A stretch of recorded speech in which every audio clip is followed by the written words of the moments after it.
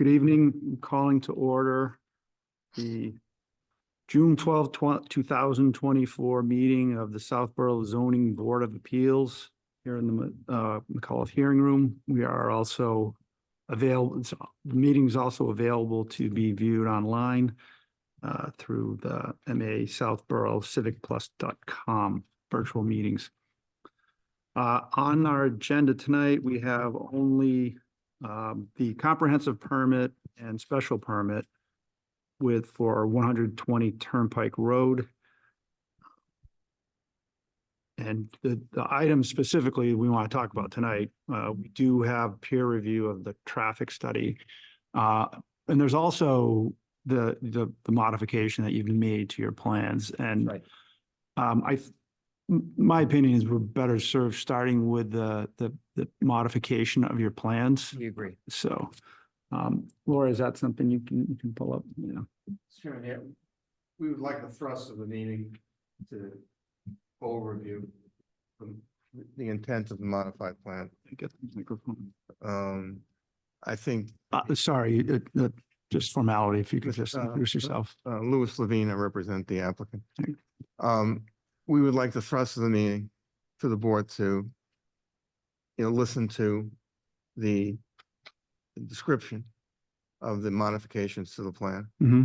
And we're looking for feedback as to whether or not the board is, for lack of a better word, comfortable with the modification, right, that it addresses the issues that have been problematic.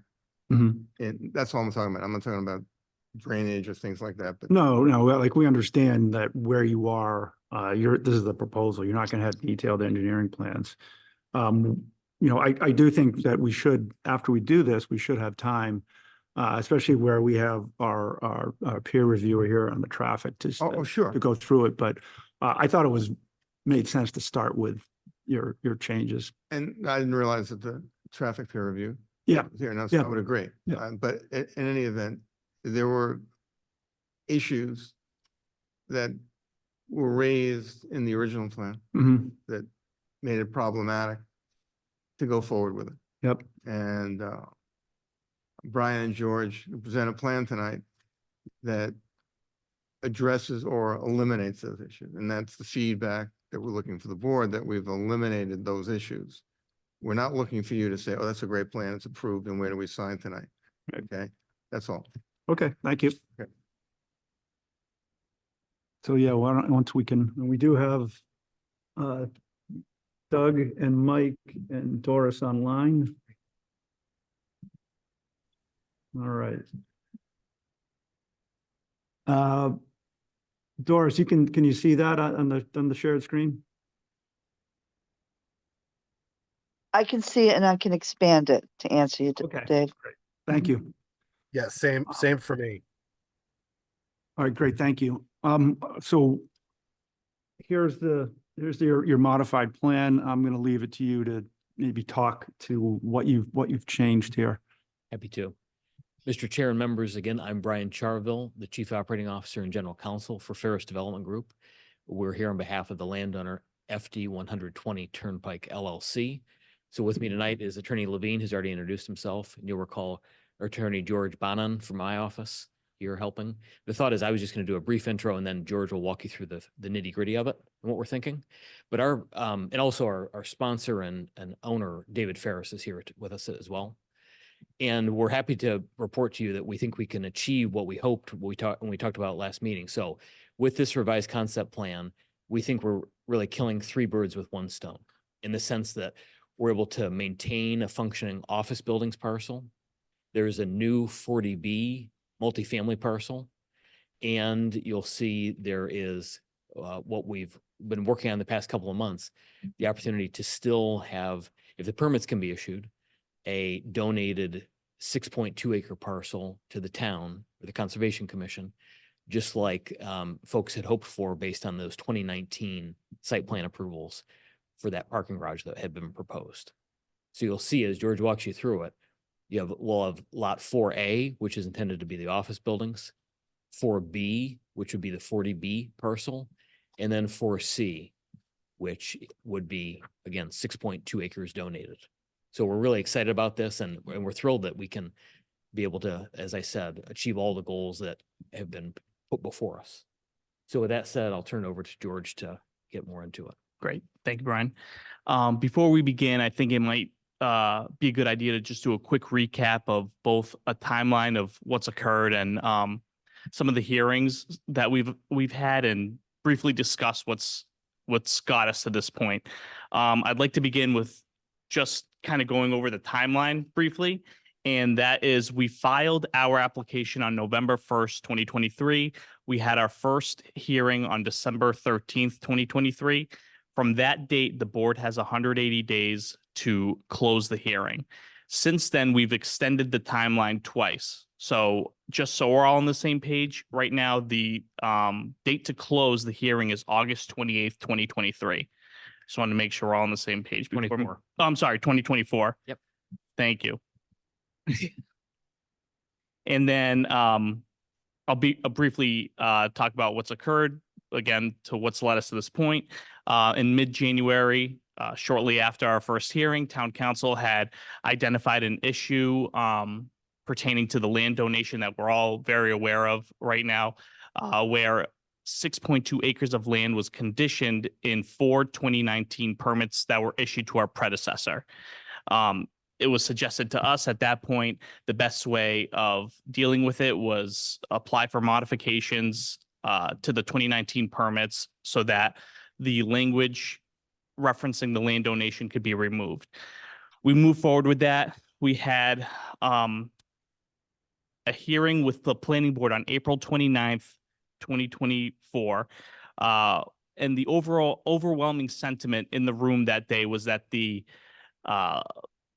planning board and the abutters that were there were in opposition of placing the building in its original location, which would be in the conditioned land donation area. Lot 4C, as you see it now, to the southern, more to the south of it. So given the overwhelming sentiment of opposition, we asked the planning board to withdraw our applications for modification. They voted on that and they voted yes, and those applications were withdrawn. Shortly after, we had a hearing in front of this board on May 8th, where we asked to do the same thing, where we had a pending application for modification to a 2019 special permit that this board issued. We asked, due to the withdrawal of the planning board applications, we asked the ZBA to also withdraw our application. You voted on it and you voted yes. Also, during that hearing, we had decided to move forward with traffic peer review based on our original site plan. And you voted on that and you voted to do so. And we have received Vanessa and Associates comments on the traffic engineering report, and our traffic engineer has submitted responses to those comments. About a couple weeks later, we had one more hearing with the planning board on May 20th, 2024, in which we first proposed our alternative site plan, where the 40B building location was where you see it now in the lower level parking lot. The planning board and a group of abutters and the chair of the Open Space Preservation Committee were generally all in support of the relocation of the building.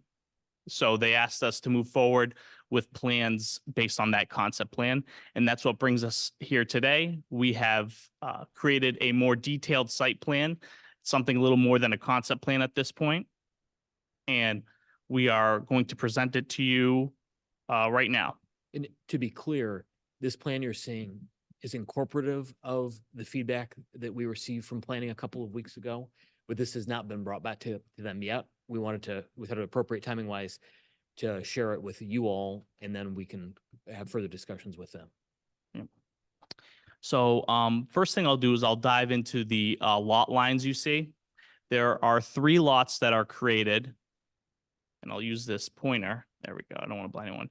This is the proposed lot 4A, and this would house the existing office building lot. Little to the south is proposed lot 4B, and this would be the 40B lot. And then starting from this point, ending here, and being separated by the green line is proposed lot 4C, and this is intended to be the 6.2 acre land donation, which will occur upon approval of this comprehensive permit. And, there's a few moving parts here, Mhm. but as George mentioned, we view it as all being part of one action. In the sense, one final hearing by this board in which the lots could be set, the comprehensive permit issued, the 2005 special permit modified, et cetera, all of Right. those. Right, and that, just to be clear, the area that you're talking about in the green is 6.2 or acres? Yeah. Correct, yes. Mhm. I will dive into something a little more technical, and that's access to the 40B parcel. This was brought up in the planning board hearing we last had. Chair Luttrell had not concerns, but asked how we would create access to it. So using this road, this way, private way, which comes from Route 9, you can't see it, but Route 9 East is right over here, will extend down to the southwest corner of the parcel, and then this is where the lot line for the 40B parcel begins, lot 4B. This will be a two-way access going directly to and pouring out into the parking lot of the 40B parcel. And it will adhere to the dimensional standards required. And just as a reminder, that existing access driveway, as it says, is existing. So that's what we intend by modifying the 2005 special permit to become shared, serving both lots. Mhm. Another concern that was raised was emergency vehicle access and having access to three sides of the building. In our original concept plan, the building was a little further north and there wasn't much room between the pond and the building. We've shifted the building further south to create a 20-foot access way to the north of the building, and then a 24-foot access way to the south of the building. In doing so, we had to relocate the recirculating sand filter, which you can see very faintly right over there. And we relocated it just a little further south and carved a piece of lot 4A out. And I'll get into this right now, actually, it's a good segue. You can see this is part of lot 4A. And if you follow this path around lot 4B, it connects once again to lot 4A. And we do this so that the recirculating sand filter is still part of the lot 4A and not part of the 40B parcel. And that's because the recirculating sand filter serves the office buildings. And that it will continue to do so after construction. And that's not a small project. It's a lot of the applicant to invest in moving such a system and kind of closing out one and building a new one. But that the applicant's willing to do that to achieve this. Next, as you can see, the wetlands that was brought up several times during our prior hearings will remain untouched and part of the land donation. And that brings us to what we'll be needing from the ZBA, and that is, in short, parking relief. In order to accommodate the 40B parcel and the existing office buildings, we will need to apply for a variance with the Zoning Board of Appeals for parking relief for the office buildings. Right now, as of today, there are 549 spots, parking spaces on the entire lot. We will designate, well, let me backtrack. By creating this building over here, we will eliminate 92 parking spaces, bringing our total, I apologize. While George is looking at the total, we drew the lot line in the way we did for lot 4B to make sure that it in and of itself has 1.7 spaces per unit of the structure, which is generally accepted as an appropriate ratio for a building like this. So it would be sufficiently parked in and of its own lot, then it would be the office building's lot where relief would be requested. as Brian just said, we will be designating 102 spots of the remaining 457 spots to the 40B parcel. And that will leave the office building with 355 spots, parking spots. And we'll be seeking a variance to accommodate that. You said that's a net loss of 92 spots. It's a net loss of 92 spots to the total original lot 4, Okay, which will bring the amount of parking spots down to 457.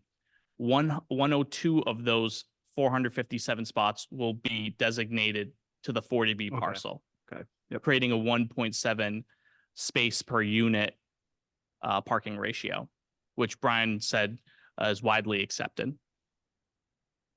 You want to talk about our staff's observations about actual usage? Yes.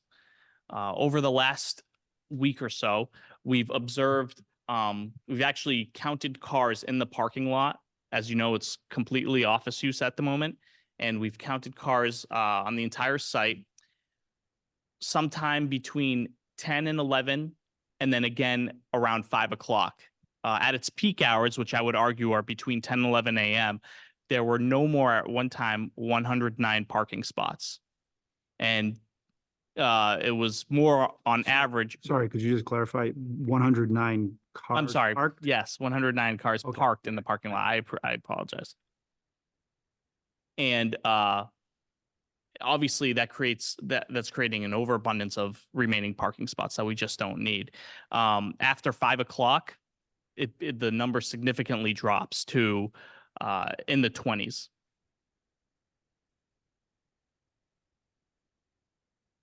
Well, I'm thinking of it, the way, there's a reason why the lot 4C lot line jogs south like it does around the proposed dog park and playground. You'll recognize those amenities for the 40B building from the previous plan that we submitted. And the idea is those would remain amenities. And although it's not depicted on the plan, the reason they're laid out like they are is because the septic system for the 40B building would be beneath those amenities, which is why you still see that square there.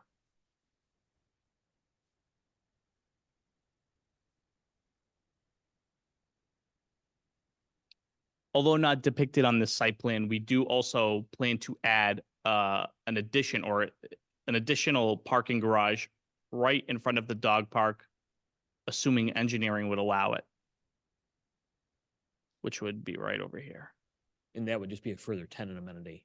With the rectangle shown in red, we're able to provide approximately 10 garage spaces. And we think that there will be tenant demand for more than that number. And also in terms of the area, yes, if all the permits could be granted, it would be a donation of 6.2 acres, the area depicted in green. But also we think of the dog park and playground as being really community amenities adjacent to the conservation land, more than just amenities that simply serve this one building. Sorry, could you just back up on you talked about adding something in front of the dog park with, 10 garage spots. okay, all right. You mean a garage with 10 spots? Yes. It's gonna be a building. A building, yeah, Just the way the Si- it's gonna be a building. single level. Yes. Mhm. Okay. You know, inside parking, the garage doors going. Mhm. Yep. Just a comment, and this is just for the board generally to consider in your zoning bylaw. The net result of the 500 and X spaces that the office building has, in my mind, was a carryover from the 70s and 80s of, over designing, parking lots. It's got nothing to do with Southborough. We could drive around, anywhere you want to go around here, and we can go to shopping centers, and you're gonna see a lot of vacant, asphalt. This is just something, your own common sense and, and when I say vacant asphalt, I'm even talking about at the peak hours. Now, there's exceptions to that. Market Basket, they're a different, okay, but the Stop and Shops of the world, they're gonna be empty. So in any event, This isn't retail. it's what? It's not gonna be retail. Right, and the other part of it is COVID. People are, generally are not going in 5 days a week. And I think this is an office building and, You know, it's a good part of what's going on. And if you go to downtown Boston, you don't see the traffic that you said, and you'll never see it again, you know, before COVID. So the anomaly here is not an anomaly. And when George says to you, you know, we have 500 and some spaces, but only 100 being used at the peak hour. I don't think that's a phenomena that's particularly eccentric to this project. I think if we drove down, you know, Route 9 and looked at other office buildings, I'm guessing you're going to see the same thing. But we're going to continue to monitor it, you know, throughout, you know, this hearing process. And, you know, we would, What's the vacancy currently of the office building? Because that plays a lot into it. I mean, a lot of parking is empty because there's a lot of vacancy right oh, now no, too. vacancies that give you more parking.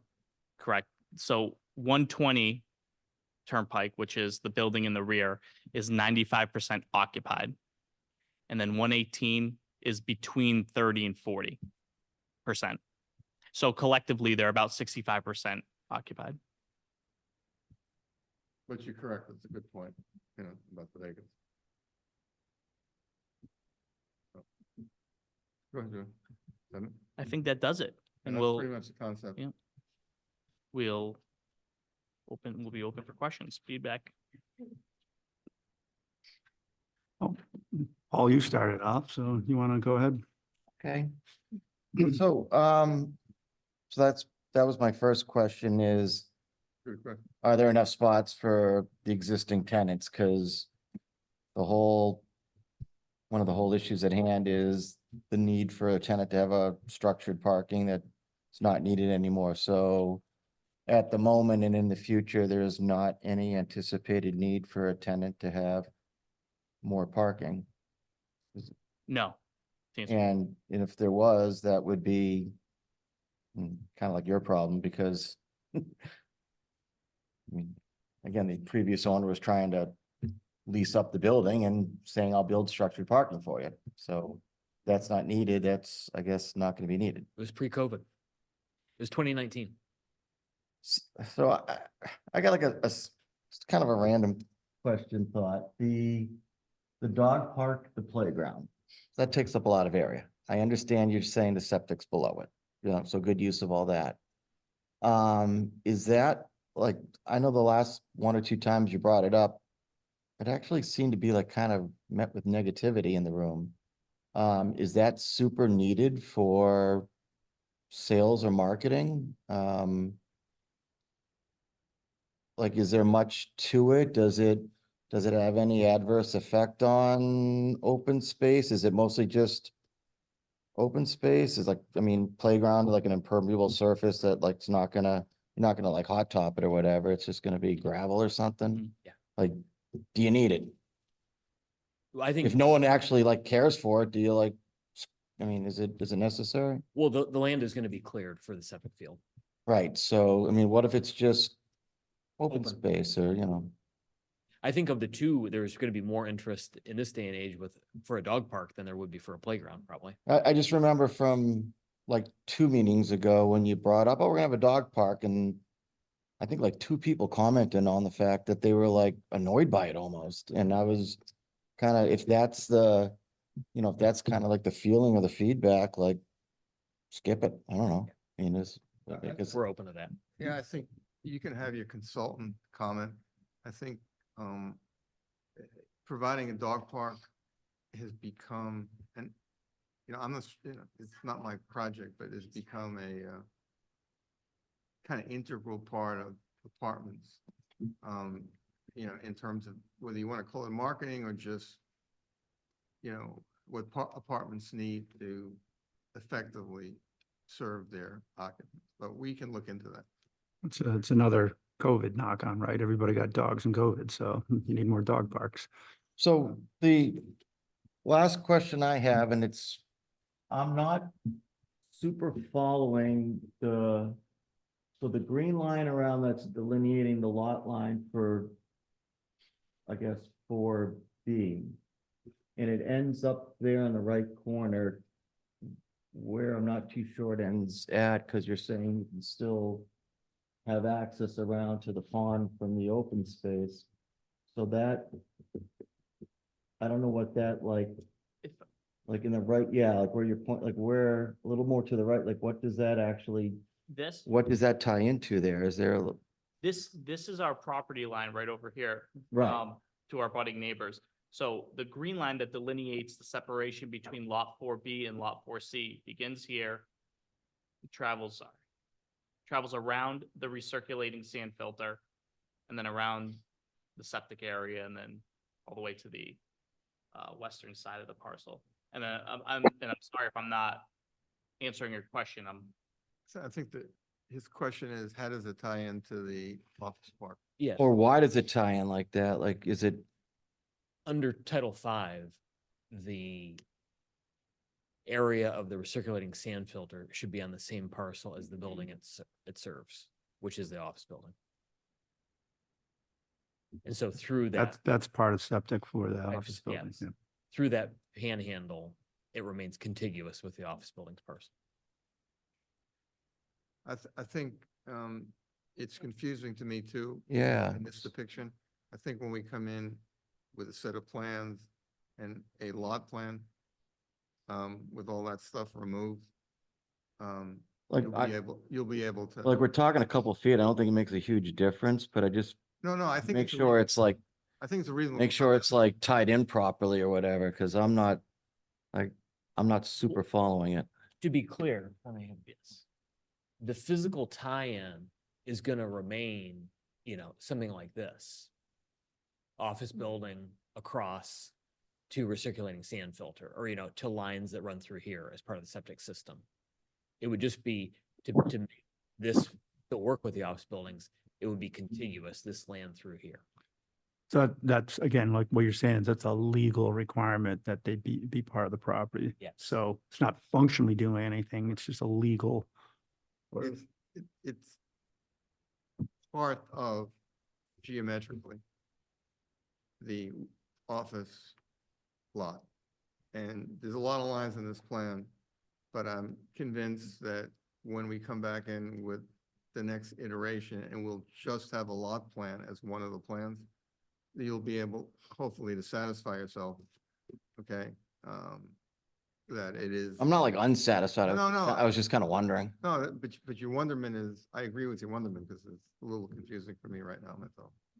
I got to have something like off to have it like not be right or type things. And to achieve this and to retain as much surface parking as possible, this does, as you'll note, have a slightly different building footprint, and the building is taller than previously proposed. It is 6 stories. That's sure to come up. Yep. Okay. Good. I'm good. Jamie? I don't know where to start, because I was gonna talk about the 6 stories, but I think I'll start with the dog park and playground. So you're saying that would be community use as well as obviously the tenant use? Seems, I think functionally, it will be there and. Is there, because I'm not as familiar, like, would it be easily functional from the shared land at Breakneck Hill? Like, are there gonna be like trees people have to jump over to get there, or can they kind of easily use it? I believe part of the trail goes right through here today.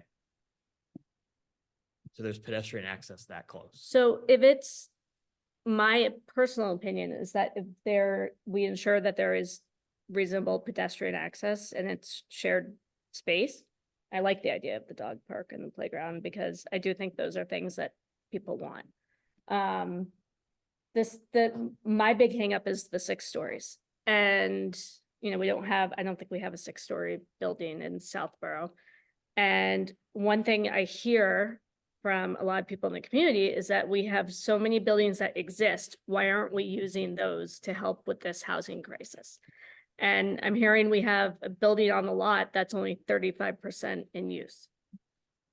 So has there been any discussion of potentially using, I realize that would be different permits and different, we'd have to ask for different things, but is that an option to have a shorter new building, but then use some of the existing office space and treat it as residential with the permissions? We could look at it, but again, the buildings each are occupied with office tenants today. Oh, I understand that, but one is only 35%, right? But are we gonna make, it's already kind of cut up in terms of how the tenant spaces are demised. And so how are we only gonna convert a third of one floor that happens to be vacant today to. apartments. I don't know the answer to that, but I think it's something I've heard over and over. We have a lot of vacant properties, and why aren't we using those instead of still building all new, especially something that's 6 stories high? I think the answer, and town council can agree or disagree with me, is that, 40B is the process we're in right now. Right. And, that creates a process to present us, a plan for proposed housing. If we took the office building that was 35% and then try to create a 40B in there, I think from mass housing standpoint, a regulatory standpoint, it is going to be extremely complicated.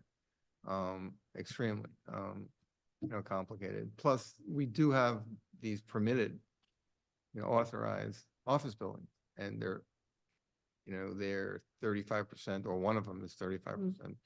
Our intention would be obviously to get the other 65% rented and used. And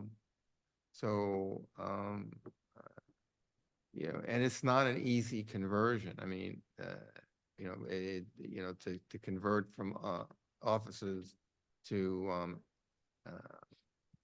apartments or residentially, it's an expensive I'll conversion. tell you one of the main conversion problems is like when you see like Marlboro, Worcester, you have town sewer, and we don't have town sewer, so then you get into a. you get into a- I didn't say it was easy. Yeah, but Or that it wouldn't be a the- hurdle. I the- just was wondering if it was like the something that water was thought of. capacity for an office building is not gonna be the same as multiple, like 2-bedroom. So you get into like septic capacity, and because we can't, we don't have a town sewer to connect in. Right, but But if they you- don't have a town. if sewer. you're building 60 units, regardless, you're still gonna need that same amount Oh, of like, water. oh, in addition to, yeah, but if you were, so not doing that building. Well, I would say maybe you put 30 units, or you have like a regular 3-story building or whatever, and then you put some units. I don't think it's easy. I know there'd be a lot of regulatory red tape, so I don't want you to think I think that. All I'm saying is that it's something I've heard over and over from townspeople. We have empty buildings and we have a housing crisis. It would be pretty cool. It was like a vacant building. And so when I hear it's only 35% full, and yeah, we hear some back to the office stuff, but most people I know are not back to the office. Something I think about, but just let's assume that's not happening. Let's get back to the And 6. again, I agree with what Yeah. you're saying. I think I mean, the epicenter of what you're talking about is in Boston in terms of their empty office space, and can they convert it to residential, and how expensive that way? And it's a problem. COVID created problems, and they're not going to get solved, quickly. And as Mr. Japanos indicated, at least in Boston, you don't have, septic issues, but you have, economic conversion issues. So, yeah. In terms of the height of the building, and I know this is very preliminary, okay, we're gonna come in with architectural plans to give you an idea of what the perspective looks like. So, my experience is people hear stories, 4 stories, 5 stories, 6 stories, and they get a perception in most suburban towns that the world has just ended. So, we will give you, architectural perspective. We're at the bottom of the hill. We're not at the top of the hill. So potentially, and again, I'm not expecting you to make a decision tonight.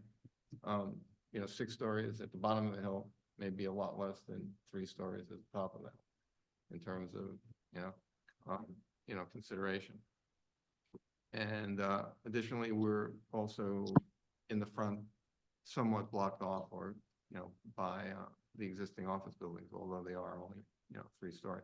But we intend to come in with architectural perspective to give you a better idea of what the 6 stories mean. Yeah, and I think we need that. And I think someone had mentioned floating a balloon or something, so we can see do that. or we- And I do, for the most part, I really appreciate this new plan. And I do think giving the 6.2 acres, which will also deal with some of that, blocking some of that building with some existing trees and such that will be there. I know it looks like a lot are gonna be cleared for the dog park and playground, but I'm assuming there'll be something there the way the lot line is. We can look at landscaping that too. Overall, I like it. The 6 stories gives me a pause. No, it's Yeah. preliminary for me to expect Right. that you're gonna sign off on it. I understand, but we're gonna come in with architectural plans that are going to give you a perspective, and if you want a balloon, you know, to be put up, or a lull to be put up, or something to be put up to give you perspective, you know, we can do that, or we will do that, Yep, I think we need that. all right? Yep. Mike, are you ready?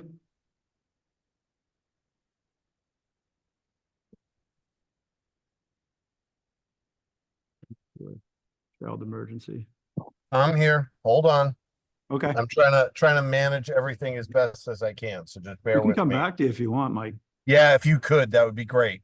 I'm Okay. just literally I'll be almost available in just a couple minutes. So Okay, great. Doug, do you want to go ahead then? Yep, I can go. Can you guys hear me okay? Yep. So, some quick thoughts and comments. So first, I would agree that very much appreciate you guys moving it down off the hill and putting it into the existing parking lot. I think that's great. It's going in the right direction. I think it's great that proposed lot 4C can be donated to the town. That's also great. I'm actually a fan of the dog park and the playground, particularly because it's going to be cleared. And the idea to have a place, for dogs to be unleashed within a contained area, I think is good. I do think the Open Space Committee had a comment letter that suggested about, working on a single point of access, to the trail nearby. So I do think that'd be great that it has access to the playground and the dog park. So I think that's generally good from my perspective. Did have a quick question. How much square footage is in the two office buildings, 118 and 120? What's your total square footage? Cumulatively about 160,000 square feet. Okay, and then how many spaces were you left with at the end of the day? Three, after everything goes through, would be 355 parking spaces. So about 2 spaces per 1,000 square feet, right? Is that Yep, the math? 2.1. Okay. Okay. Yeah. Honestly, I don't have much concern about the number of spaces for the office building, especially because, half your residents are going to be leaving during the day. And so there might be some overflow spaces that end up on the residential lot or vice versa at night. But I just generally as a member, I don't really have a concern about the parking. I think that's sufficient. So the number of stories definitely, I would agree, gives a little bit of a pause. I mean, that is a 5-story wood frame building over a 1-story concrete building. I think it'd be great if you guys could actually look at, at least bringing it down to 5 stories. That means you'd be all wood frame. And if you grow it, even if that means maybe you're down to 1.5 spaces per unit, at least from my opinion. But just would suggest if, might be better to elongate the building and come down another story. 6 stories is very high, and it's actually causing you guys some extra construction costs, most likely on that first story. So that's just, that would be my comment really on the height, because that is a very tall building. But generally, I do think it's going in the right direction. And, those are my initial comments at this point. Thanks, Doug. Doris? Hi, can you hear me? Yes, we can. Okay, great. I don't know if I'm gonna have a lot to add, but I'd firstly like to say I appreciate the new lot and the donation to the town and the rework of the plan. When I look at the 4C, it's raised in a different way. I understand why we have the sand drainage rectangle on the plot, and we'll see it more in future meetings. It's just a jog in it. It's hard to read, and I think we all have some consensus. It's hard to read the jog or the lot line of what it's going to be. And so I can't conceptually, is that a half acre, all those jogs, or could there have been a slight move of the dog park and the playground up so it's not so many lines? I would have a hard time to know what I own and what I don't own. But I'm not stuck on it. It just conceptually looks odd. in a lot. I'm for the dog park and the playground. It could be me too, but it looks larger. And this is more towards the land donation. It looks larger, and I know it's on top of the septic. Almost at the building. And maybe I'm wrong in saying, but it's large in relation to the building. And I'm just trying to get a more contiguous 4C lot line, not against the dog park. I think in the market today, you need both. I think we're gonna have a lot of resistance. But I'm not opposed to 6 stories, even if you put a balloon up, is tall. And my thought on that, besides what Doug was saying on construction costs, save some construction costs, is less units. And that could get the height down. And maybe extending it a bit, and that may bring I think that brings the ratio of the parking up. Even though there seems to be ample parking, you're at 1.7. And having parked in my early days in apartment lots, if you had guests or visitors, there could be 1.7 tight, but you can go to the other lots. So possibly conceptually, bring down the units, bring down the height. But I like where it's going. I'm in agreement with Doug. I'm not super resistant on the height. But 6 is tall, and we'd get a few less units. There's no question about it. I think we're gonna have a lot of difficulty bringing that in front of the town and the butters and going up 6 floors, even 5 floors, even 4 floors. I mean, as other proposals have come up, and that's double the maximum allowable height in town. Even if it sits back on the property, deep down, where you can maybe conceptually not see a floor. That still brings you to 4 floors. So I just appreciate the rework. It looks at great cost to rework this. I look forward to seeing us move forward on it. Thanks, Doris. Yep, that's my thoughts, Dave. Mhm. Mike, are you ready now?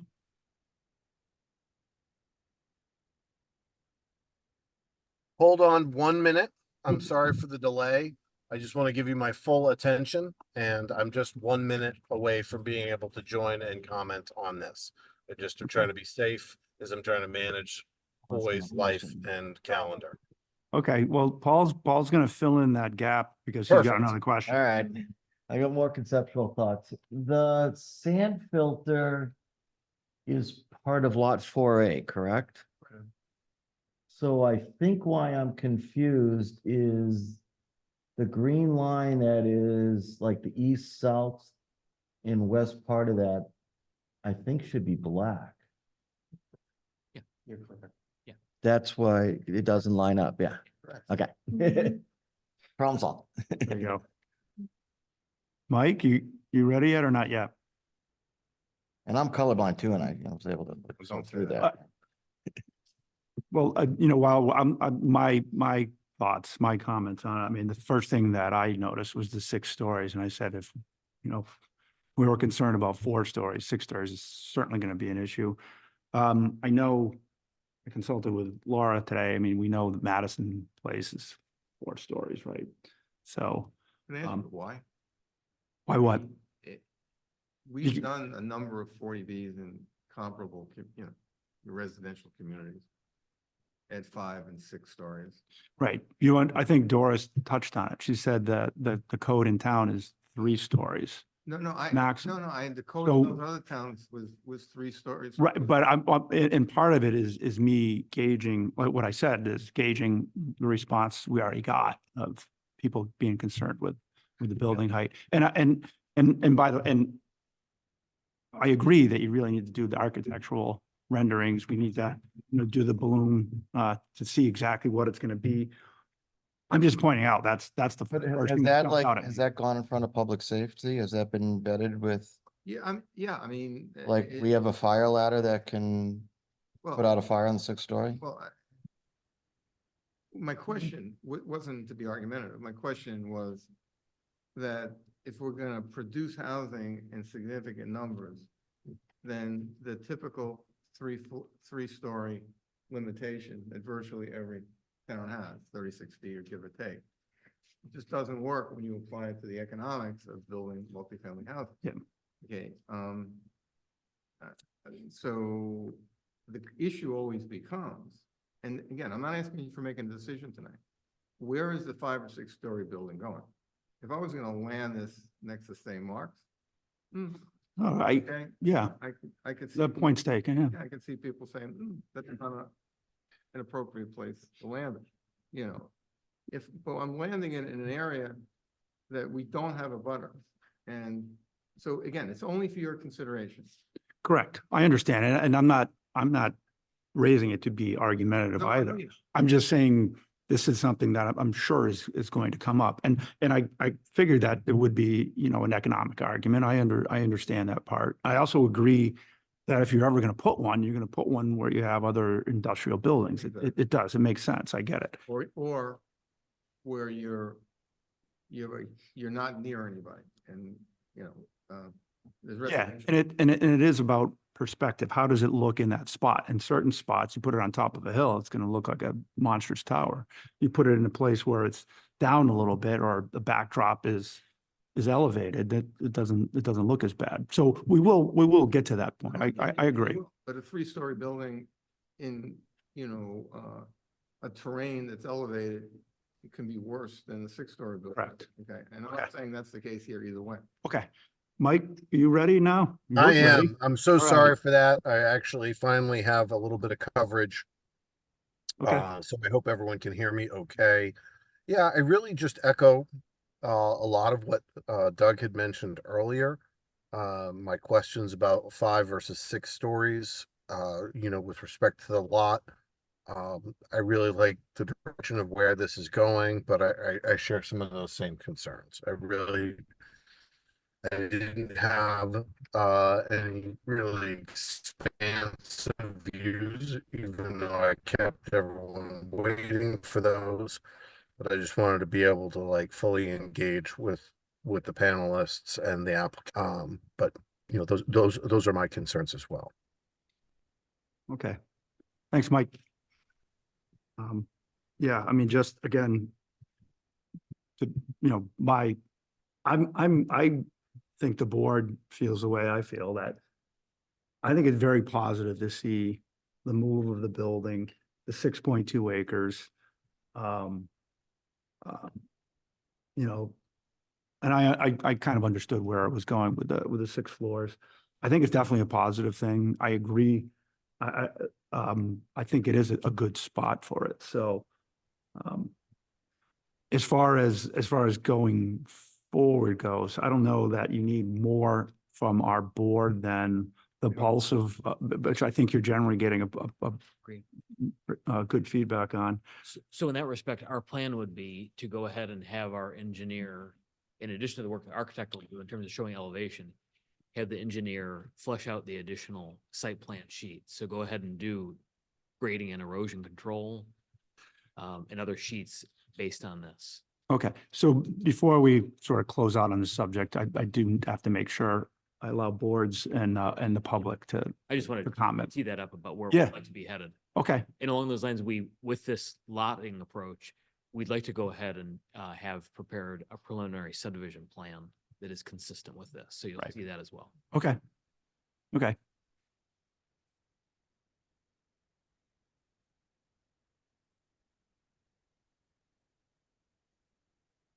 I do agree with this. Yeah, if you, Paul, sorry, Paul, if you could just, yeah, thanks.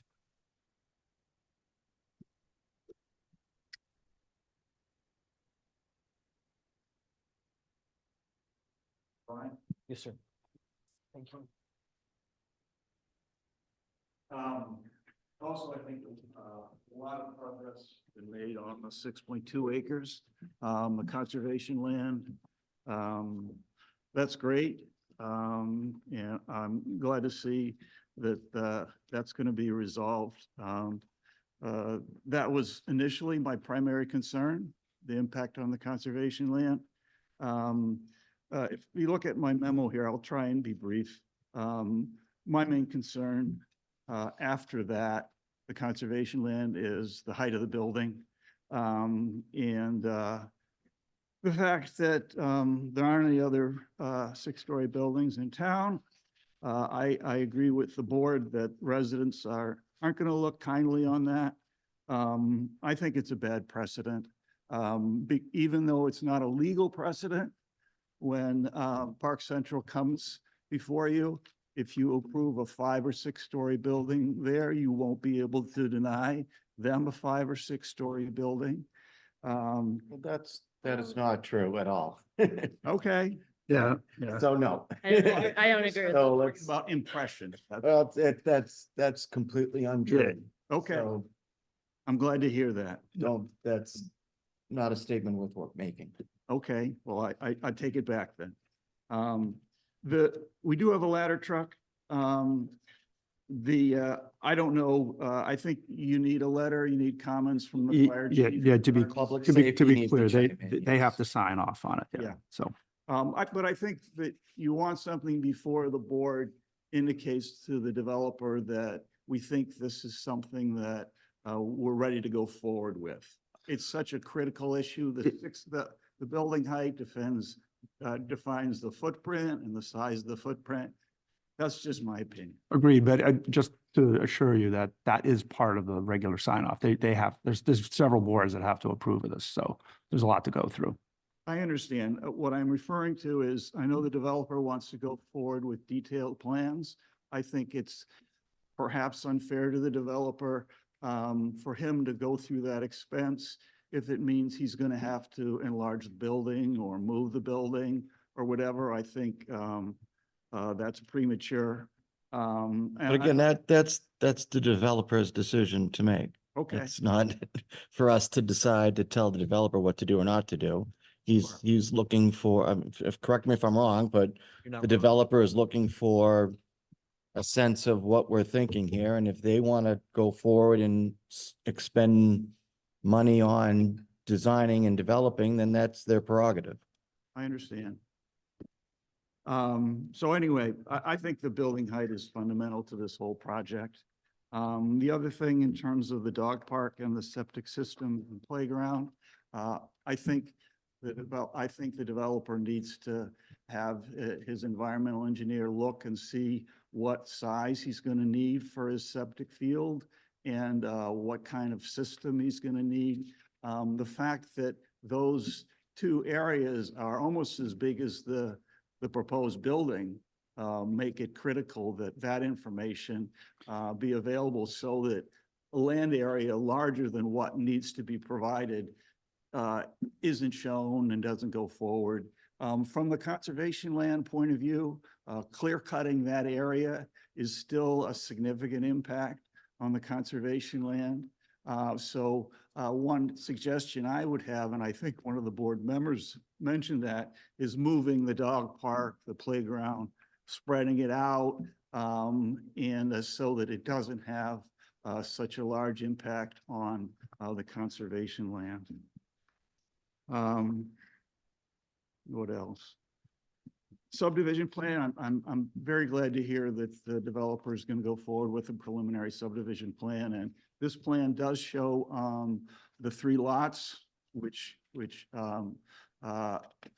is definitely the way to go forward. As far as the subdivision, I think that, and I won't not try and speak for the board, but it seems to me that an easement or flexibility in terms of the subdivision is appropriate here, since the board and the developer are trying to work together here. So I think that the preliminary subdivision plan and what ends up being the subdivision plan seems like it can be worked out. I guess, that's pretty well it. And I appreciate what the developer has done in terms of moving forward. And I do think this is a good project. My initial reaction was I just didn't think it was in the right location. Okay, Thank you. Great, thank you. One last. So I provided, three plans at the end. What I was struggling with was, where the actual conservation line was. So what I did is I overlaid it from the garage plan actually shows where that conservation land lot line was going to be. And it's approximately 90 to 100 feet beyond the property line, which always confused me. So the second plan shows, superimposes that line on the proposed plan. I think it's very indicative of the issues. It shows that you could, in fact, move the dog park and the playground off of the conservation land and still have the 6.2 acres. It's a lot cleaner in terms of the confusion. And the last thing is that, you know, you have an approved location for a garage. I wonder why perhaps the new building couldn't be located there. Okay. Certainly up to the developer what he wants to do. Yep. Just a suggestion. All right, thank you. Good evening, Mimi Latrell, I'm the chair of the planning board.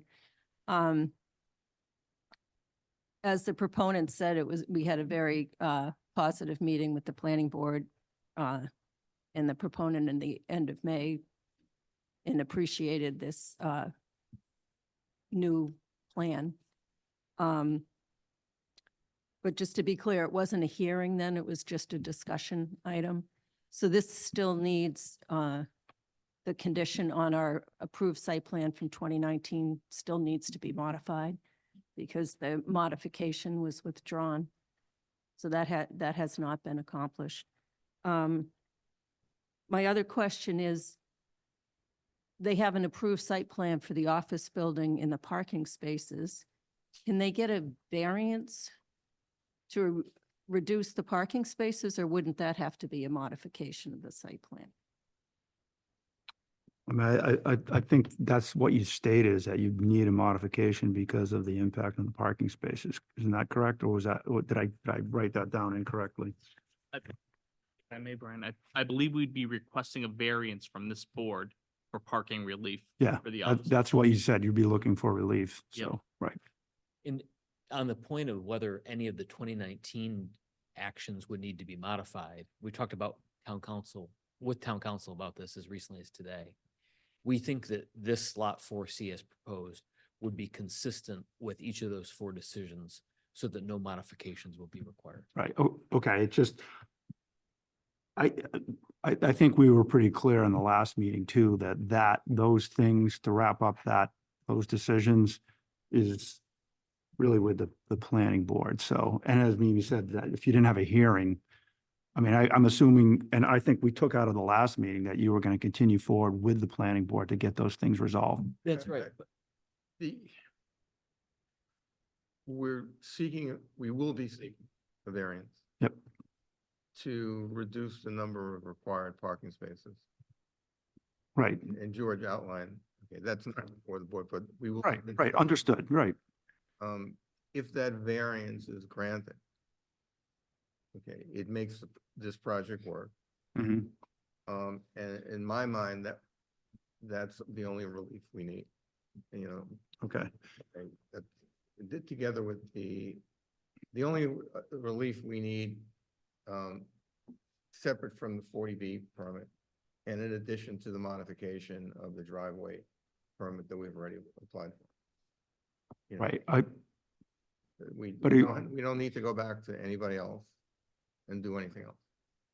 Well, again, at the last meeting where we discussed the 6.2, the donation, I think it was pretty clear. We said that's something that you'll work out with the planning board. That's not in the ZBA's purview, right? But I just want to be clear tonight that this plan creates or allows. Correct. I'm not saying it doesn't. No, okay, so if it does, then it's an empirical event. You know, here is your 6.2 acres, okay? Whether I- we needed to give it to you or not, we're giving it to you. Yeah, okay. Okay, and, you know, But again, that board is the planning board. That's all I'm saying. no, I appreciate that, but there's a permit. The permit was issued. We debated whether or not that requirement was applicable. For the purposes of moving forward and avoiding controversy, the developers come up with this plan. Right. And And this plan satisfies the 6.2 acre. I can't do any more. agreed, right. Okay? And so if I satisfy the 6.2 acres, that's the only objection that was raised, that we were using the 6.2 acres. We're giving it, we're complying.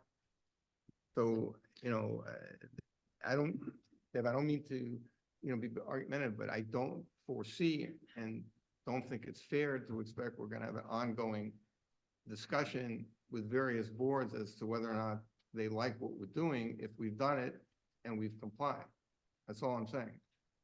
So I would have to disagree because we have a recorded plan for an approved site plan, and this is not it.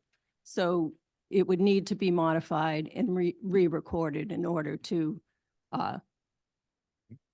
move forward, my opinion. We have not heard anything other than that condition needs to be modified from town council.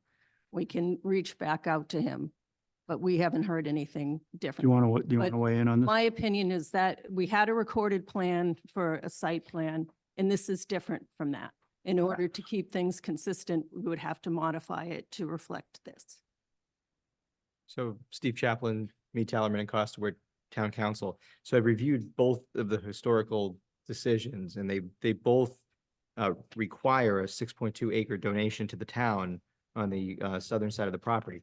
But there is not a specific 6.2 acre parcel that's drawn out on a plan. There And is, so the requirement is not that a specific 6.2 acres be donated. The condition is that 6.2 acres on the southern side of the property be donated. You know, I'm not an engineer, so you know, for today I have to take these folks at their word that it comes out to 6.2 acres, but it's certainly on the southern side of the parcel. So if they're 6.2, what they're saying is 6.2 is really 6.2.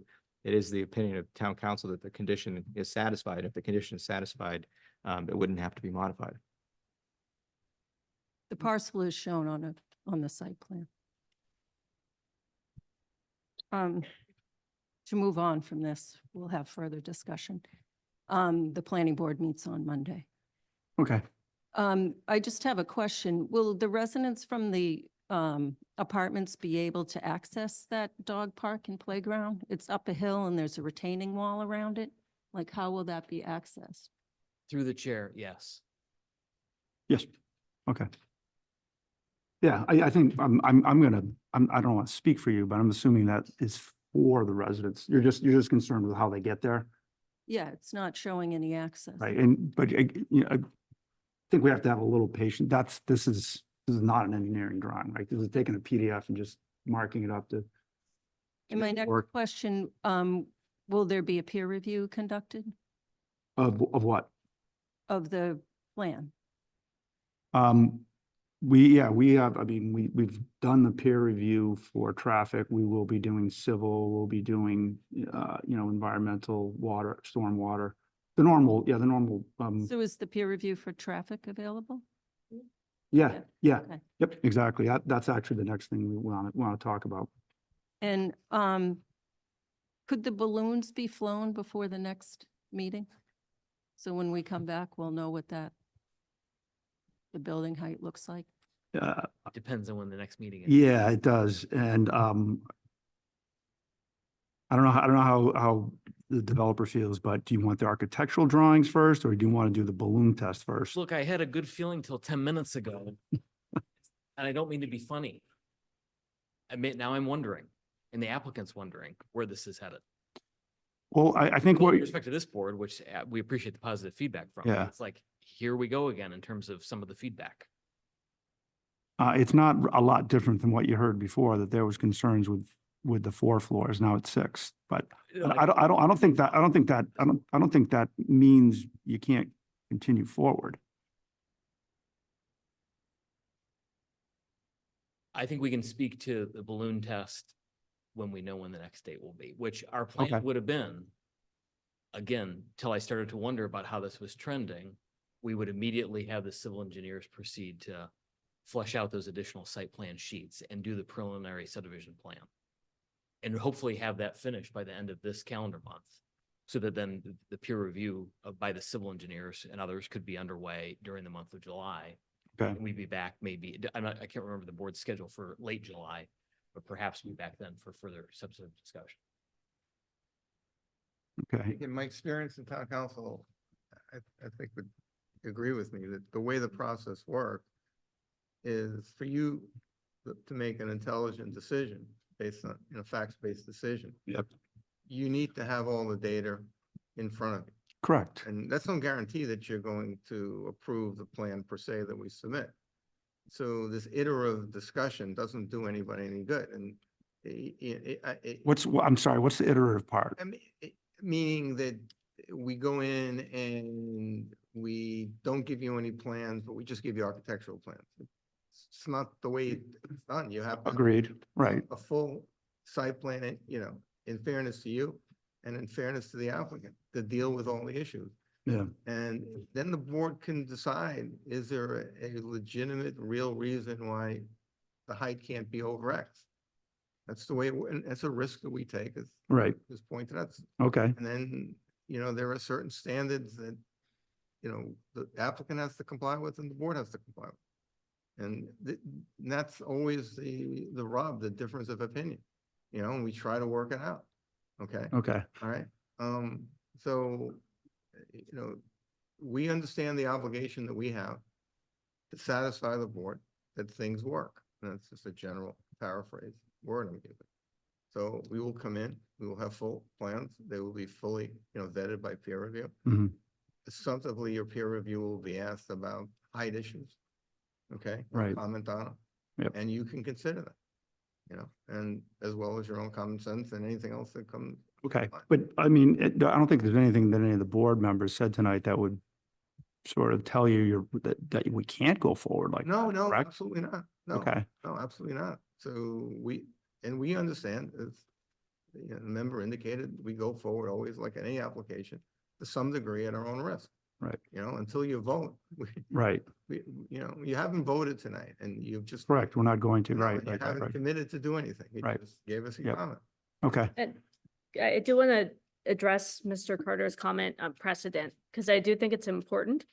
But I also agree with what Paul was alluding to, is that just if we approve something for one space, doesn't necessarily mean it's automatic for another. I think town council would agree with me that. there's Everything no such stands thing on as- its own merits. Right, By definition, every piece of land is different. 100%. Okay. And also you guys are, if it works out this way, you're gifting us, the town, 6.2 acres, and that's a scenario that's not always going to be the case potentially for another lot. So I think people in the audience who are concerned about that shouldn't be. Okay, okay, So I Go think ahead, I'm clear Doris. in my mind. I'm clear in my mind that town council, and I agree with town council, like this, not that the modification's been met, doesn't go back to planning. Is my understanding is that 40B is not the intent of is not to board bounce. Bounce between the boards back and forth. So just so I get it clear, get in my head of town council would say the conditions met, because they'd withdrawn their modification. There isn't a need to go back. Just so even if there were discussions, so I just don't want that seen in my perspective as a hindrance to go forward. okay. The question, just so I understand, the question's whether the applicant has to go back to the planning board to modify the 6.2 requirement? Yeah, so the applicant had withdrawn their modification and then has now donated the land, or in the perspective of donating the land. So they met the conditions, so they would not have to go back to the planning board. Correct. So what we reviewed is we reviewed the planning board decision and the way the 6.2 acres is described, and then the plans that are attached to that decision that's recorded. And our opinion is that it's not in reference to a specific parcel and a specific drawn 6.2 acres. Okay. You know. Got if it. there's- Okay. If there's another question that's raised regarding the decision, we're happy to look into that, but that's what we looked into for this evening. All right, thank you. Okay. Okay, thanks. I just, okay, great. Thank you so much. Mhm. If you can be brief, please, what have you got? Hillside Avenue. The exercise that I did, not my job. Okay, I'm a civil engineer. I did site plan design for 4 years and I reviewed them for 2 years. So I was confused about what the property line was of the 6.2 acres. It wasn't shown on any of the plans, except for, look at the last plan. Proposed conservation line, right in the middle of the drawing. So I would differ with the fact that there is no plan, because there is a plan that shows the boundary of the 6.2 acres. And what I went to the trouble was to add that plan, that line, to the proposed developer's plan. And so you can see that on there. And also, you see it says 85, 732, 110. That's So fine. I'd like to say, we're dealing with markups, right? The applicant is committing 6.2 acres. As town council said, we're assuming they're doing it correctly. They will ultimately have to have a very defined plan that shows where the 6.2 acres are. Let's not get hung up on that, please. All I'm saying is, you look at the last plan, it's there. Okay, thank you. Thank you. All right, so I would like to still go through the notes on traffic. So I don't know how you want to go about this. Our traffic consultant from Vaness is here. Would you mind? This is what I'd like to do is, he has observations. Your traffic engineer had responses. Correct. Let's just, I thought we would just go through them. And that's fine, Chair. I think I did to Lauren, I think it's still probably the right thing to do. If there's a substantive discussion that's needed, we would probably, Okay. we would like to wait for our traffic consultant to respond to those questions. Okay. But if you want to go through them and just air them out, and if we can give brief answers, we'd be happy to do that. Okay. Whatever makes the most sense to you, Mr. Chairman, just to make it a productive meeting. By way of introduction, my name is Jeffrey Dirk. I'm the managing partner with Vanessa and Associates, and we were retained by the zoning board to conduct a review of the September 23 traffic impact study that was submitted for the project. I would also mention that as a part of our review, we do look at the site plan as it relates to parking, access, and circulation. So we do have comments as they relate to the site plan. We will also be looking at the revisions to the site plan that the applicant went through tonight when that is submitted to the board. I know you just had a discussion as it relates to that site plan. What I would mention, some of our comments obviously will not apply to the revised site plan. There are a number of comments that will still apply.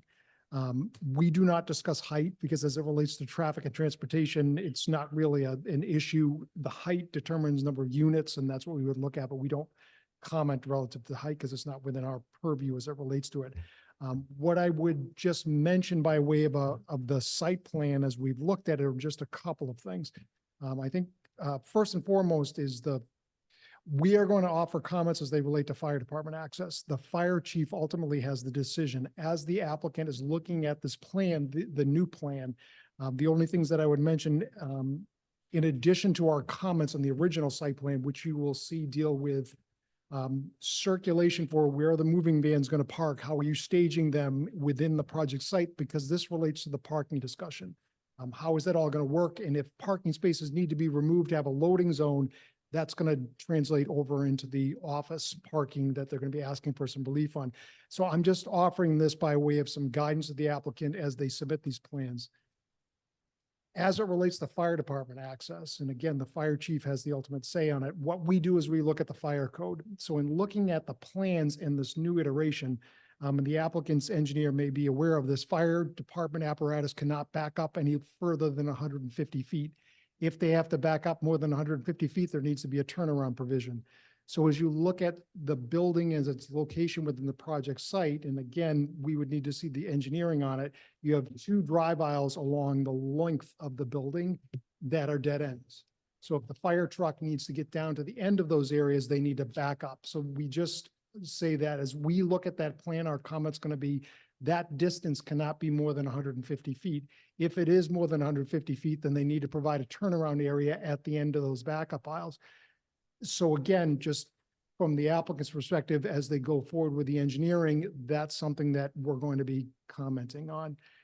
Lastly, as the circulation and how do you get to the building, which I know that they're going through, as we're reducing the amount of parking for the office building, that means the remaining spaces are going to be utilized. As you're looking at how people get to this building, what we really don't want to have is people backing up out of those parking spaces into the primary drive aisle. So some thought just needs to be put into how is that going to function? Because again, I'm just trying to head off some comments as they go through the engineering and the plan. These are things that if they're not resolved, they're going to deal with some, may result in some significant changes to that site plan. So just those things need to be thought through. We've offered some other comments, which I won't go through, but the applicant should just consider those because they're going to be repeated as they relate to the new plan. So it's just good to think about those things. But I wanted to hit upon those kind of major items because those will relate to building siting and circulation within the project site. Sure. So as it relates to the transportation assessment, our role as the peer reviewer is basically a couple items, but it's really to make sure that the study is conducted in accordance with industry standards. So as we're looking at the transportation analysis, we have standards that we follow as professionals, as transportation professionals. In the Commonwealth of Massachusetts, the Massachusetts Department of Transportation sets our standards. So it doesn't matter as to the size of the development proposal. When we're conducting the analyses, we have professional standards that we have to follow.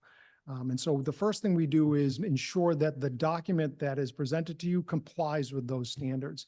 In the case of this project, its access is on Route 9, which is a state highway under DOT jurisdiction. And so as we're looking at this analysis, it has to follow the Department of Transportation standards. We would require that that be done or the study be done that way, even if it were not on Route 9. So that's the first level of analysis we look at. Is the methodology that is used, the data collection and the analysis, does it comply with those standards? The next thing we look at is the impact analysis. So as they're predicting the impacts of this project and looking at it in relation to what we call the no-build condition. So if the project wasn't built, there's certain levels of traffic activity on the roadways that are going to occur. And then the project's going to add traffic to that level of activity and it creates an impact. And what we look at is the magnitude of that impact and then really determine a couple of things. Can access with those impacts be provided in a safe manner? Looking at a 40B project, efficient manner kind of goes away. It's really, can this site, as it's located, accommodate the additional traffic in a safe manner, and can access be provided to the project site in a safe manner? If this wasn't a 40B project, we would also be looking at operations. We don't want to create any undue delay. If there's additional delay, then we'd suggest that mitigation be provided to address the delay. So looking at the first part of compliance with accepted standards, we've offered a couple of comments of the applicant. And I know the applicant had submitted a response. I will address kind of my thoughts on their response so that when the applicant they can convey this back to the traffic engineer. My expectation is that there will be a revision to this response. When we undertake traffic analysis for project, the first thing that we do is we need to conduct traffic counts. So we go out on roadways, we look at intersections, and we collect traffic count data. For residential projects, we're typically concerned with weekday time periods and primarily when people are going to work in the morning and coming home in the evening. So the peak periods on a weekday. So the applicant undertook traffic counts and they focused on the driveway to the project site. So the 118, 120 Turnpike Road driveway with Route 9, because that's where the primary impact will be. The project itself is going to generate less than 30 peak hour trips. So it's one additional vehicle every 2 minutes during those peak hours I talked about. So when we think about the traffic coming out of Route 9, it's right in, right out. So this is a very efficient traffic movement. So as it relates to the volume of traffic, we're comfortable with what they've studied, which is the access into the project site. When we're collecting traffic count data, what we're required to do is we're required to look at what's known as average month conditions. So if we were to do a traffic count, let's say in January, the traffic counts are going to be below average month conditions. So if we look at counts in January compared to June, like right now, traffic counts in June are going to be probably 5 to 6% higher than they would be in January. So we don't want to assess impacts of a project under low conditions. We also want to not necessarily look at them under peak conditions, so summertime conditions. So the state requires that we look at an average month condition, and the state publishes data for us so that we can look at traffic counts on roadways and make adjustments so that we're looking at average month conditions. The other thing that the state had done, and this is no longer done in practice, is we were applying COVID adjustments. So we were accounting for the fact that traffic volumes during the COVID time period, there was this time period when traffic volumes were much lower than they were in 2019. So there was an adjustment process that was applied to those traffic counts. That is no longer the case. We've kind of accepted the condition that we're in kind of, the cliche of the new normal. So what the Department of Transportation basically said, and this was done prior to the preparation of this traffic study, is that COVID adjustments are no longer to be applied to any traffic counts that are conducted after March of 2022. The traffic counts that were collected as a part of this project were collected in September of 2023. So the engineering directive that was issued by the Department of Transportation says you do not adjust the traffic counts. We're going to leave them the way they are. Now, the caveat to that is that if you're in an area where there's predominantly office uses, you are required to apply an adjustment. And I'm emphasizing that because what you've heard from the applicant tonight, there's 2 office buildings of about a little over 160,000 square feet of space on this site. So therefore, applying an adjustment to the traffic counts is required. What we've indicated is kind of a baseline comment in the peer review is, number one, September traffic volumes are above average. Standard practice is if traffic counts are above average, you do not adjust them down. You basically say, okay, we're using September traffic counts. They're about 5% above average. We're not going to touch them. We're not going to manipulate that data. We're going to leave it alone. So we've said to the applicant is don't adjust the raw traffic count data because that's not what's done in conducting transportation analyses if the traffic counts are above average. The second thing that we've said is COVID adjustments are no longer applicable on state highways, where again, since the March 2022 traffic counts, and that was published by Department of Transportation in May of 2022. However, this site has 2 office buildings. And when we look at the traffic counts coming in and out of this driveway, what you'll see is during the morning peak hour, so when everyone's coming into the office building, the driveway had 25 vehicles going in and out. The same number on a weekday evening, 25 vehicles. So what that says is exactly what the applicant has said, which is that we have vacant space in those office buildings. What we asked the applicant's traffic engineer to do is account for the vacancy of those office buildings and add that traffic back into the traffic numbers so that when you're looking and when we're looking at the impacts of this project, it accounts for the fact that the applicant desires to reoccupy that space, re-tenant that space, so that what we're looking at is the impacts of this project on top of fully occupied office buildings, because you're being asked to do the same thing as it relates to parking. And there were some very good questions about, even with the applicant's observations on parking, if we have an office building that's 30% vacant, then those observations need to be grossed up because it's not a true perspective of what is happening on there. That's one of the baseline comments that we had in our transportation analysis. The applicant's response as it relates to those baseline numbers is basically they disagree and they're not going to adjust the numbers. And so again, I'm going to just kind of leave it at that. I'm not even going to review this response because I'd suggest that the applicant's team go back and take a look at these responses. And I know it was kind of, you wanted to get something in before the meeting, but I think a lot more thought needs to be put into this. flowing from that initial comment, when we're undertaking our analysis, the Department of Transportation standards is that for any document that's submitted to this town, what should be looked at is a 7-year planning horizon. And the 7-year planning horizon is from the date that that traffic study is submitted to the board, not the date that it's published. The applicant submitted a traffic study that has a 5-year horizon. That is not what's used in Massachusetts. So what we've said to the applicant is you need to look at a 7-year planning horizon. So let's start with good baseline conditions. The standard is 7 years in the future.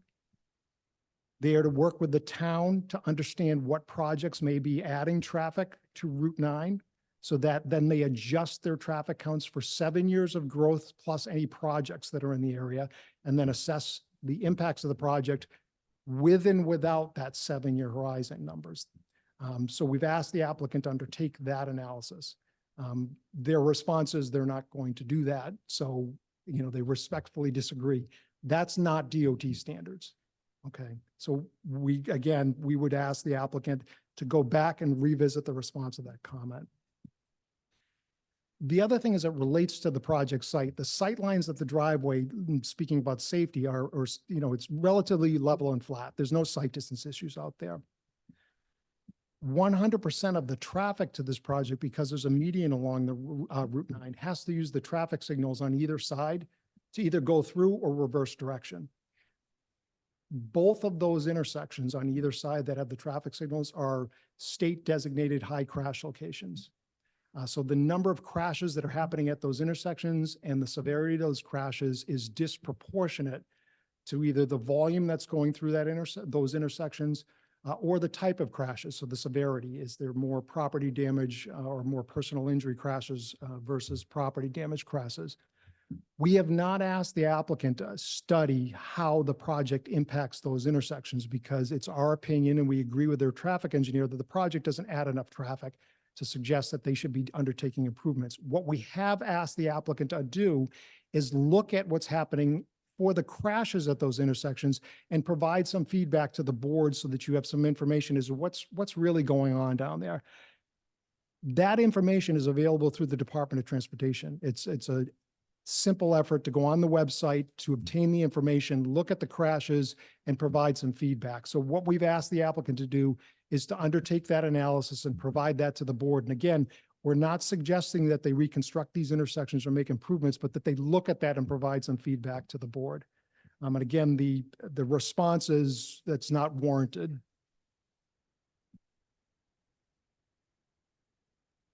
So again, that's a high level overview. We've also suggested to the applicant that we know there's not public transportation service to the site, but in all multifamily residential projects, and I've heard the applicant's representative mention that they've worked on similar projects, we always request that there's a transportation demand management program. All that really is, it's not requiring that they provide bus services or anything like that to the project site, but what it is asking is that the applicant and the management team just provides information to the residents. It can be as a part of the website information or just in the management office that basically says, here's available public transportation resources in the area, and how you get to those resources, what the schedules may be. It may not reduce traffic at this project site, but it does help with regional traffic volumes. So again, it's not a cost-related item, but it's good transportation planning practices. So we again suggest that the applicant consider that. So, I'll defer to the applicant, but I would suggest at this point that I do not review the response that was submitted and I wait for a new response, or I can respond to it, but I'm going to basically reiterate what I just said tonight, which is it's not an acceptable response to me. And it needs to be revisited. This is not a lot of work. I had to wait for a new response. Okay. So I'm just going to consider this as received, but I'm going to table it and I will not review it. Thank you. Okay. So I'd be happy to answer any questions that the board has now, or I can wait until later this evening. I think it probably makes sense to have the more substantive discussion, like you said, with your traffic engineer present. So I thank you for coming tonight and offering up. Okay. I think as far as this, actually I think one thing maybe Jay brought up was the date, right? I mean, knowing that we're saying what you have for a plan, you're saying, you know, you can continue to develop, but it obviously impacts the end date, right? So are we going to push that out again? Because if you have to go off and now come up with plans, obviously that starts pushing everything back. We'd rather not push the date back yet. Yeah, okay. So what does that mean? Does that mean when you have at the next hearing, maybe we have a better idea or? Oh, definitely, Okay, yes. okay. All right. I don't know. That's fine with me. If by that you just mean you think, you obviously expressed some concern about when we could have the next one, right? Okay. And then maybe we'll have a better idea then. Okay. So in that case, sorry. Okay. Just my question would be, what is the anticipated time frame for getting a full plan set together? Because I think we're not much more than 60 days off of the deadline. It seems a little ambitious. We think by the end of June, we could have the fleshed out plan sheets in, is our goal. So then it's just a matter of getting back before the board and agreeing on what that extension is going to be, because I hear your concerns. That's not that far away. And I don't think by saying end of June for plans that we're saying end of June to resume the discussion here. Right. It's more, that would be a time at which we could get the updated sheets to your civil peer reviewer and others, Okay. which that'd be great if it could lead to a discussion in later July. Okay. Or the end of July. I just point out that then you're right up against it. I mean, you're less than 30 days away from the deadline. So it's a pretty tight time frame. Sitting here now, I don't know if we need 1 month or 2 or 3 beyond August 28th. But I guess all I'm saying is it's not a no, it's a not yet. Hmm. In terms of our Okay. extending. All right. I mean, yeah, we can't make you guys agree to an extension. I'm just No. raising it as a practical concern. But on the other hand, we are not going to put ourselves in a position where the board can, turn the application down for insufficient information. Okay, so I think what you're saying is we want to see how it plays out in terms of submitting a set of plans and then what peer review says to the board as to when they can comment on it. I don't know the answer to that yet. Yeah. I mean, would you consider a shorter extension now and a longer one later, or? Yeah, I'd recommend that if that's going to make the board comfortable. I mean, I kind of agree with town council. I mean, if we're meeting in late July and our current date is in August, it's. Yeah, It's I do follow what they're saying though, that maybe after the next meeting, they'll know. or Yeah, better. yeah, and I'm not saying let's push it out, 3 months. I'm No. saying can we at least if you look, shift it for? we made, why don't we just agree on an extension? You can look at the calendar to the end of September. It's extending in a month. I think that doesn't mean you can't extend it further Right. after that. Right. Circumstance. No, we know we can, but I'm just saying right now to give the board some comfort. And I think I agree with you, council. When it starts tells me we're not going to be done by Yeah, the end of I- August. I agree with you. I mean, that's all I'm looking for. If No, we no, just, if you could just pick a date that, in the end of September, we can confirm it. We can give it to you tonight and confirm it in writing, tomorrow, copy of the town clerk. Yes. Somebody have a date, number? We have a regular scheduled meeting for September 18th. You wanted to keep it that? okay, I mean, to me, that'd be helpful. Yeah. Okay. I So mean, that's a reasonable place. Okay, all right, good, thank you. Thank you. And we'll submit confirmation, of the extension tomorrow. Okay, writing, thank you. And the board has to accept it and file it. Correct. You said we had a That hand works. raised. Yeah. Thank you, council. Thank you. Thank you. Thank you. Okay. Everybody's thanking her. Okay, Alan, you should be able to speak. Great, thanks very much. Alan Belniak, 5 Boswell Lane in Southborough. I actually am a former traffic and transportation engineer for about 9 years, and I've actually worked with Jeffrey. Good to hear you. I only have one comment, but really, I support, all the comments that Jeffrey made. I've been in his capacity before, both in terms of peer review and of actually authoring traffic studies. One thing I just want to ask, and I didn't get a chance to check the packet, is the peer review analysis that, that Vanessa did, is that available for download from the Southborough site to take a look at? Yes, it's on the website. Wonderful. Thank you very much. That's all I had. Thanks very much. I appreciate it. All right, thank you. I think, I have another handout. okay.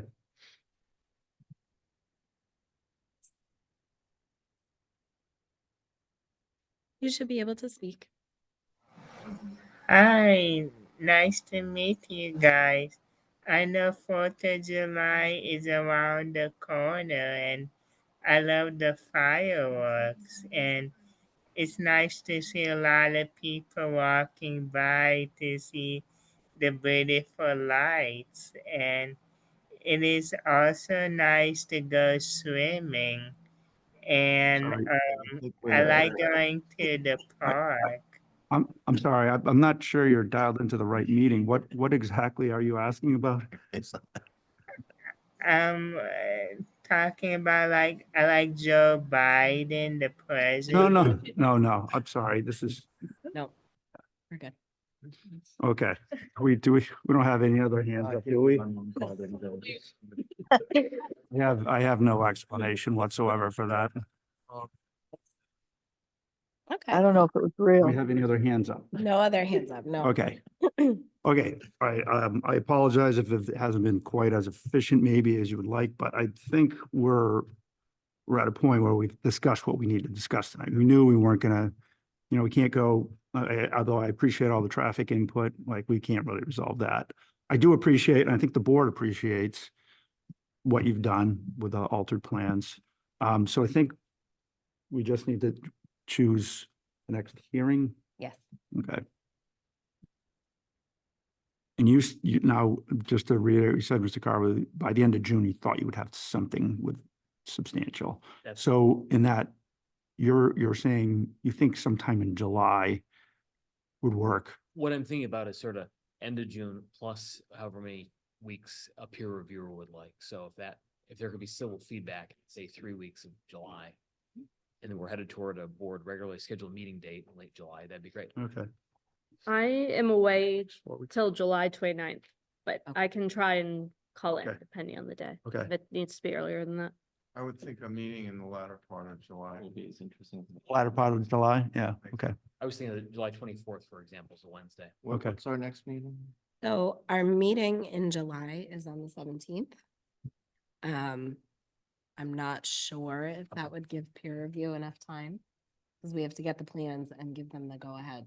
Yeah, And then they Not need gonna- like 3 weeks. that seems like it's a little tight. You're not gonna, if the Yeah. plans come in, and if Yeah. they do, you're not gonna get peer review in 2 weeks. Do we have Like, anything on the agenda for the 17th? Yeah, we have a regular application and a Park Central update. Yeah, we're not adding to that agenda. All right, So, How about July 31st? Wonderful. Wonderful. what date is that? It's a Wednesday. Wednesday. Good for me.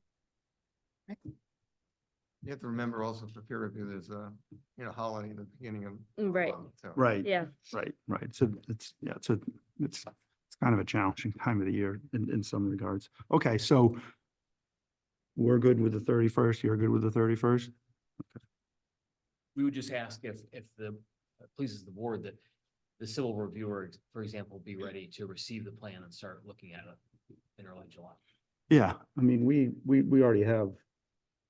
Yeah, so I'm just finalizing the contracts.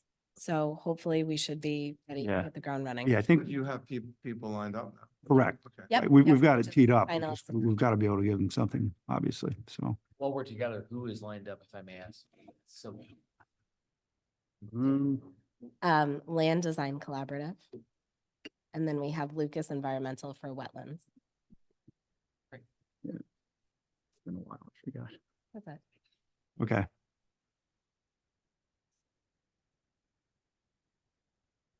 thank you, Mr. Chair. Welcome. Okay. All right, we can't close the meeting, No. so, Yep, we Continue. can we. make a vote to continue it. Yeah, yeah.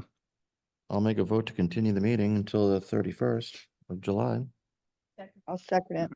All right, we have a Mr. Chair, motion. if I may, is there a time on that meeting? Probably 7 Seven- o'clock. 7 7 p.m. o'clock. Yeah. You anticipate there to be anyone else on the agenda that night? No, because this No, is. no. This will be the only thing, because you say sometimes if there's someone else, do this at like 7:15. Yeah, no. Someone else, so 7 o'clock. Someone else. All right, we've got a motion to continue to July 31st at 7 PM. We have a second. All in favor, respond with aye, opposed nay. Paul? All right, Jamie? Mike? Aye. Doug? Aye. Actually, is Doug voting? I don't know. Doris? Aye. All right, Williams, aye.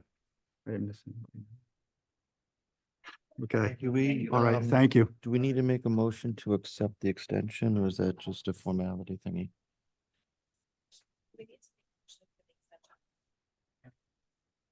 Not sure that it's a legal requirement, but it doesn't hurt. Okay, So I'll make a motion to accept the applicant's extension of the time frame till whatever that was in September September. 18th. September 18th. We did say September 18, yeah. Yes. Yeah, we found an act. Yeah, I think it's our our regularly scheduled meeting in September. So Okay, I'll make a motion for that. do you have a second? Okay, motion to extend to September 18th, made and seconded. All in favor, respond with aye, opposed nay. Doug? Aye. Paul? All right. Jamie? Mike? Aye. Doris? Aye. Okay, And I think and Williams, aye. that has to be written to, yeah. Yeah. All right. Yeah, yep. Okay, great. All right, thank you. All right, so With the, consistent with the last caller, when you fly the balloons, can they be festive and colorful? That'd be nice. Yeah. Well, yeah, like Sonic the Hedgehog. Make sure it's flying. Yeah, make sure they stay upright. Okay, so we have, the only other items we have on the agenda for the evening are the approval of meeting minutes from the last two meetings, Last correct? two. Yep. So, can I sign out? It's 5 in the morning here. do you have any issues with, meeting minutes, Doris, or no? No, I don't, and I have an early flight I gotta get to tomorrow. Okay, all right, thank you, Doris. Okay. I'm just gonna share with everybody on the board. I looked through them and I Okay, had good one one. minor update for Laura, but otherwise they look good to me. I don't know, does anybody else have anything to add or comment on them when it comes to the minutes? Well, I may have fumbled on one of the meetings, so I can't comment on that one directly. Oh. Which one was that? One of them. I don't remember. We have May 8th as one, and that's actually the second one. So, yeah, Paul was not here for May 8th, so let's do April 24th. April 24th, Mhm. Paul was here. Everybody was here. Everybody was here, okay. That was delightful. Yes. Does anybody have any comments on the April 24th minutes? No, If there's none, then I will make a motion to accept those April 24th minutes as written. Second. okay, motion to accept the April 24th minutes as written has been made and seconded. All in favor, respond with aye, opposed nay. Paul? All right. Jamie? Aye. Doug? Aye. Mike? Aye. And Doris is no longer with No, us. Doris jumped off. And I got Doug, right? She said she didn't. Yeah, count her as an aye. Okay, We can do that. no, not really. I'll note that she left. You Yeah. have you have a majority of a quorum unanimously. Right, in so yeah. support. just The have her motion, the as- motion passes. Yeah, She um, abstained We from. can't put her in as an We aye. cannot vote by proxy for members that have. no. So then the second one, the May 8th May minutes. 8th, Paul Paul will was- have to abstain. Paul Although has they to look abstain. great, I'll abstain. Yes. Okay, all right. Does anybody else remaining have any concerns with the May 8th minutes? Take a motion, Jamie? I make a motion to accept the May 8th minutes as written. Have a second? Second. All right. Motion has been made to accept the May 8th minutes as written. All in favor, respond with the aye, opposed nay. Jamie? Mike? Aye. Doug? Aye. Williams, aye. Yeah, that's all we've got. Okay. And that was the last item on the agenda, correct? Unless, so just as Just a what, yeah, what do we have? quick coming up update. next? June 26th is our next meeting here. We have, what do we have? We have 2 applications. Each one is special permit and variance. And then we have the initial public hearing for 250 Turnpike. Yep. The 40B.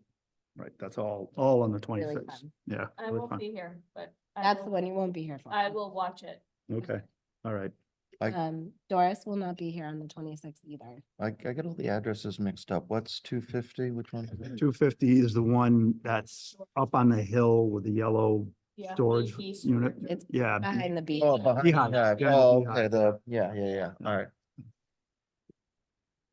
Okay. Okay, And then after that is July 17th. We have 1 regular special permit application and then the Park Central update.